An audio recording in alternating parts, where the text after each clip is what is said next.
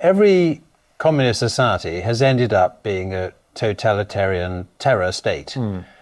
Why? What is the process? What is the development? What takes people from an ideal of equality, brotherhood, fraternity to terror? What is the process? Why does it happen? Well, I think one is the direct consequence of the other. The creation of artificial equality between people who are naturally unequal. Naturally. I mean, there is a natural distribution of skills, talents, intelligence, work ethic, diligence, etc. In order to equalize this unequal reality, you have to exert an awful lot of force, because people who are talented and hardworking and capable do not want to be equalized, so to speak.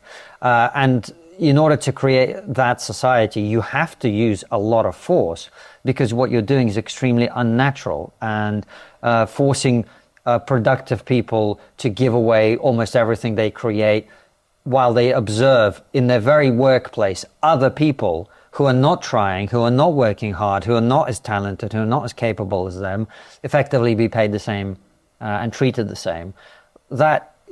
Creating that reality requires a hell of a lot of force. Now, look, I think another thing that ought to be acknowledged is it's not just about communism. I mean, in the 30s, what Stalin was doing was also dealing with revolutionaries, right? Once you've had a revolution, the revolutionaries become not only not useful, but they become a problem, because you've got these people who are, deeply enthusiastic about tearing things down and don't really know how to build anything. And so if you are trying to build anything, no matter how bad it is, you have to get rid of them. And I think that's part of the reason. But I think your point more broadly about the tendency towards totalitarianism is based on the fact that the society you're attempting to create is incredibly incompatible with human nature.